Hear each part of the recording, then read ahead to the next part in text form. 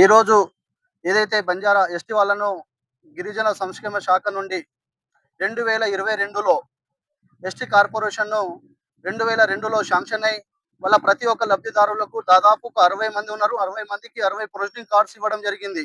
గత 22 సంవత్సరంలో గత బీఆర్ఎస్ ప్రభుత్వ హయాంలో ఎస్టీ కార్పొరేషన్ ద్వారా 60 మందికి దాదాపుగా శాంక్షన్ లెటర్ ఇచ్చారు. కానీ ఇప్పటి వరకు బ్యాంకర్స్ కానీ సంబంధిత అధికారులు కానీ గ్రౌండింగ్ చేయక లోన్లు ఇవ్వక చాలా ఇబ్బంది పెడతా ఉన్నారు. కాబట్టి మేము బంజారా సోదరుల తరపున బంజారా సేవాలాల సంఘం మా బీఆర్ఎస్ పార్టీ ఎస్టీ సెల్ తరపున నేను ఒకటే డిమాండ్ చేస్తా ఉన్నా.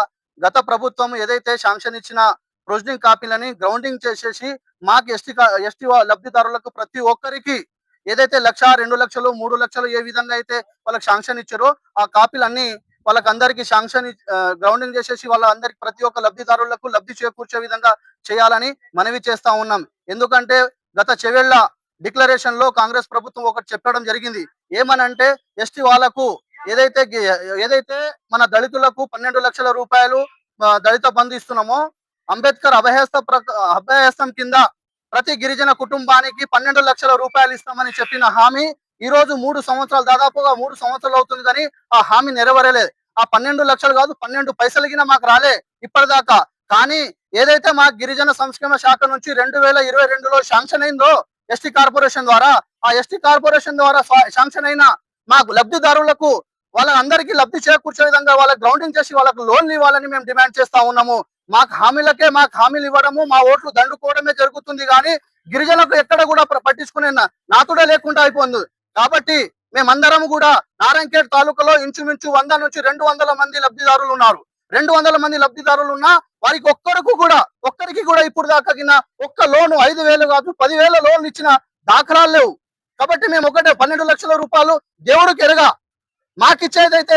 మాకిచ్చిన ప్రొవిజనల్ కాపీ ఆధారంగా అయితే మాకైనా లోన్లు ఇవ్వాలి కదా, ఇవ్వడం లేదు. కాబట్టి ఈ రోజు గౌరవ మన సబ్ కలెక్టర్ ఉమాహారతి మేడం గారికి సబ్ డివిజన్ ఆఫీస్ లో మా ఎస్టీ యొక్క కార్పొరేషన్ లబ్ధిదారులతో కలవడం జరిగింది. వారు సానుకూలంగా స్పందించారు. ప్రభుత్వ దృష్టికి తీసుకెళ్తా అని చెప్పారు. ఉమాహారతి మేడం గారికి మేము హృదయపూర్వక ధన్యవాదాలు చేస్తా ఉన్నాం.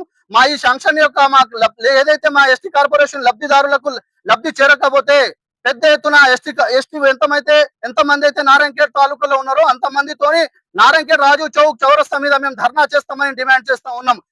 ఈ రోజు నారాయణఖేడ్ తాలూకాలో మన ఏదైతే హామీల కమిటీ చైర్మన్ అయ్యారో వారికి హృదయపూర్వక అభినందనలు తెలుపుతూ, హామీల కమిటీ చైర్మన్ అయ్యారు సార్ సంతోషం. కానీ మాకు ఇచ్చినటువంటి హామీ ఏదైతే 12 లక్షల రూపాయలు అంబేద్కర్ అభయహస్త ప్రకారం ఇస్తామన్నారో ఆ హామీ పక్కన పెడదాం సార్. మాకు ఎస్టీ కార్పొరేషన్ ద్వారా 2022లో శాంక్షన్ అయిన లబ్ధిదారులకు ప్రతి ఒక్కరికి డబ్బులు అందే విధంగా వాళ్ళకు లోన్ ఇచ్చే విధంగా మీరు దోహదపడతారని మేము మనవి చేస్తా ఉన్నాం సార్. మా బతుకులు చాలా ఆగమున్నాయి సార్. మాకు ఇచ్చిన ఒక్క హామీకి నెరవేరడం లేదు సార్. కాబట్టి దయచేసి మా గిరిజనుల మీద పెద్ద మనసు చూపి మాకు ఎస్టీ కార్పొరేషన్ యొక్క శాంక్షన్ ని తొందరగా గ్రౌండింగ్ చేసి వాళ్ళకు లబ్ధి చేకూర్చాలని ఈ సభాముఖంగా డిమాండ్ చేస్తా ఉన్నాను.